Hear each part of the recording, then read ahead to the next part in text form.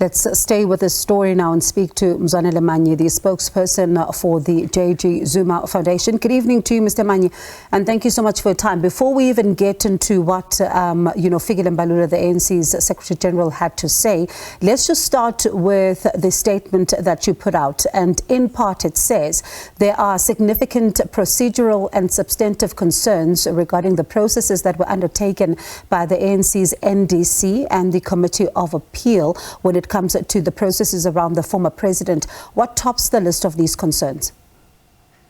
Yeah, just good evening, Bungu, and your viewership. Very briefly, there's a whole range of procedural issues that the ANC flouted on.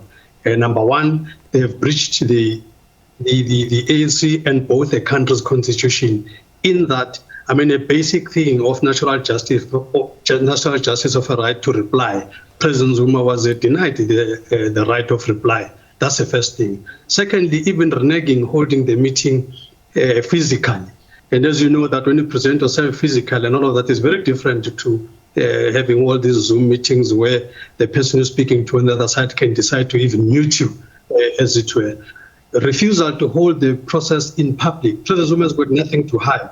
He requested that the meeting be held in public, although that's not a constitutional issue, but it's a transparency issue that he had wanted because it's got nothing to hide.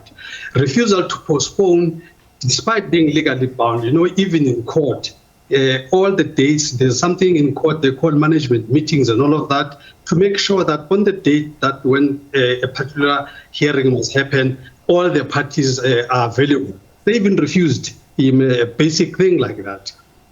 Failure to even convene a pre-hearing meeting. I mean, even in courts, they have this, these internal systems are paralleled with the proper justice things that happen in court. In court, they've got things that they call pre-trial and what have you. Here, we've got a pre-hearing meeting where mutually convenient days and everything can be worked out and everything. They refuse that. They even refuse to rebuke Mbalula when he makes all kinds of disparaging remarks to the rep of President Zuma, Comrade Yengi. He writes all kinds of SMSs, all kinds of WhatsApps to him, insulting him. On TV yesterday, he was even calling him a Casanova and all of that. And Ramaphosa today just says he's happy with everything that Mbalula is doing. And Mbalula is busy calling President Zuma a liar and all of that. So we've got this reckless SG that they have there that they don't seem to have control of. Finally, even the issue of the sentence for a first-time offender in the ANC, if indeed did offend, surely there should have been a situation where he has a right to mitigate the sentence. They don't even give him an opportunity to raise issues in mitigation of his sentence. And lastly, even the issue of the appeal, when they finally dismiss the appeal, as we sit here and now, President Zuma still does not have a full record of all the reasons why the appeal was dismissed. So we've got a situation like that, where this was very clearly a kangaroo court situation, where a predetermined decision was made, and they just had to go through the motions, tick the boxes, and say we are done. And President Zuma is saying, well, in the ANC as he knows it, is still also the conference of the ANC. The fact that the NEC has got is a higher decision-making power between conferences does not mean that its decisions are final. All the decisions of the NEC are subject to the conference. So President Zuma can still go to the conference of the ANC. For now, he has gone to the court. On substantive issues, very briefly, even if you're to look at how they've even dealt with President Zuma, issues of inconsistency. We're sitting here with a whole range of other people that have done things that President Zuma is accused of. Remember that we've got COPE.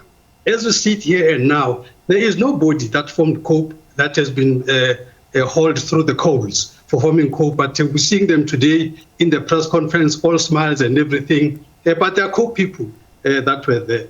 You've got SACP. Who are those? Just give us the names. I think I'll ask JG. Give us the names. You say they are COPE people that were in the press conference, and they are still. I mean, Well, it's not a secret. Mr. Manyi, honestly though. Let me tell you. I mean, we all know that former Deputy President Mzwanele Manyi was a member of COPE and all of that. It's not a secret. If you ask JJ, he's got a longer list. In fact, I think even President Mbeki is called the Dalai Lama of the COPE. There are other members of the ANC and all of that. JJ Tabane has got a lot more in the list, but they were there today in the conference and nothing is happening to them. Would you be able to persuade your... Pardon me, on that issue, can you persuade your patron to share that list with us? I'll persuade JJ. JJ has got that list. I would like your patron, because you say he's got a longer list. So, would like to see this list. Can you persuade him? I said JJ. You probably didn't hear me properly. JJ Tabani at your competing channel. That's fine. But I would like you to persuade your patron. Can you do that for us? Because I'm sure he's got this information. I'll ask him. Okay. I'm going to hold you to that. No stress. But the important and most recent issue here is the Communist Party. Mbalula is on record saying the SACP, they are so hurtful with the ANC and it's selling out and it's going into bed with the DA and the Freedom Front Plus that they have decided that they're going to contest the elections in their own right. What has happened to Mbalula? Nothing. Now you ask yourself, what is it that is wrong with President Zuma when he says things and they want to nail him, but when other people say exactly the same things, Mbalula says we will contest elections and all of this and nothing happens to him. Lastly, you have the president of the ANC right now that has said the ANC is #1 corruption, what. Up to today, the ANC has never brought him to book for this. This is the biggest crime of putting the party into disrepute. Now, if we call the ANC #1 corruption candidate, and then all of a sudden the ANC loses 30% in terms of electoral vote, how much of that 30% drop in vote? By the way, most people make a mistake and say 17%. It's 17 percentage points, but that amounts to 30% in actual terms, in actual percent.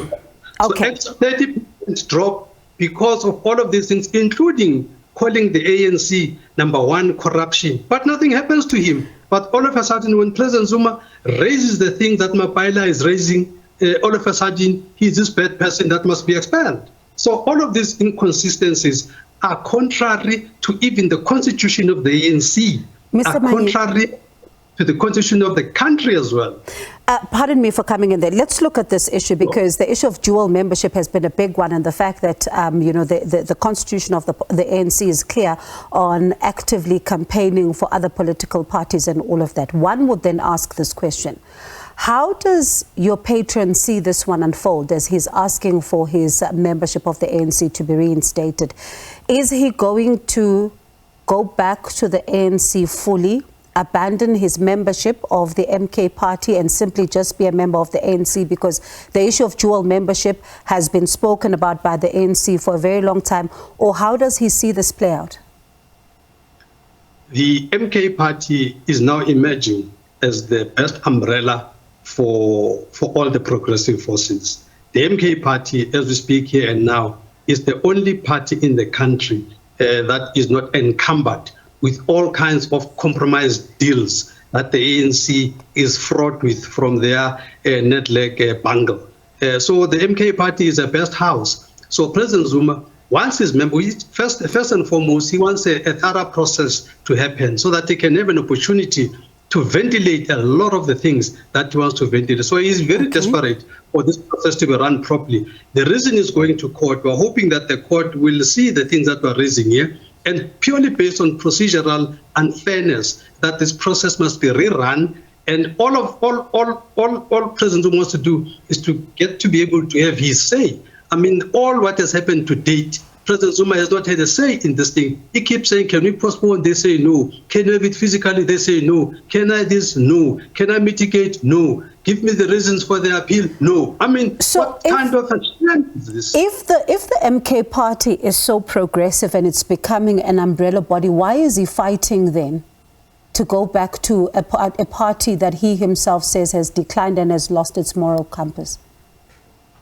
President Zuma is looking at a minimum of 2/3 majority, but we're actually looking at internally the party. I know they're even talking about 70% majority. And for that to happen, we need everybody on board. So all the little mistakes that all the big and little mistake that the ANC has made, we'll be able to get them properly sorted out within the MK party umbrella. So President Zuma is interested in using this umbrella of the MK party to make sure that all progressive forces in the ANC, there are still some progressive elements within the ANC, so we're not going to chuck that out. So he wants to swallow the ANC into the MK party. Is that, am I hearing you correctly? What President Zuma wants is a body that is going to incorporate all, not just the ANC progressive elements or any other little here and there, everything. We want to ensure that the reason the ANC was formed in 1912 is seen to finish through the MK party.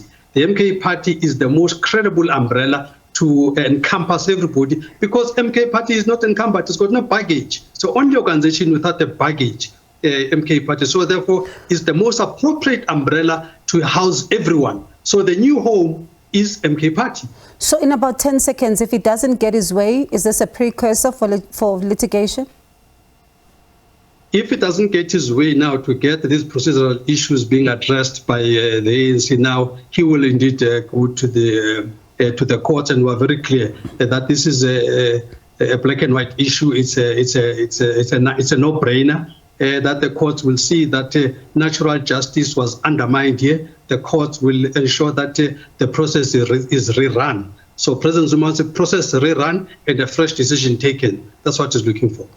All right, Mr. Manyi, you still owe us then feedback on how you persuade